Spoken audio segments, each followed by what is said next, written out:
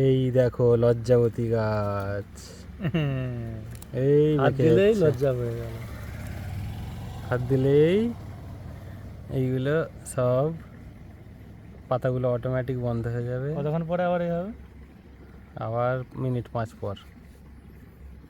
এইগুলো তো ভালো নার্সারি ছাড়া দেখতে পাওয়া যায় না। এখানে একটা আমি বেড়াতে এসে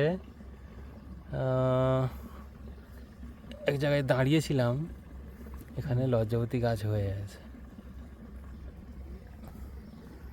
তো আমার সঙ্গে এসেছে এই যে অনিল আর এই আমি, দুজনে মিলে লোদাশুলি ঘুরে বেড়ালাম আজকে।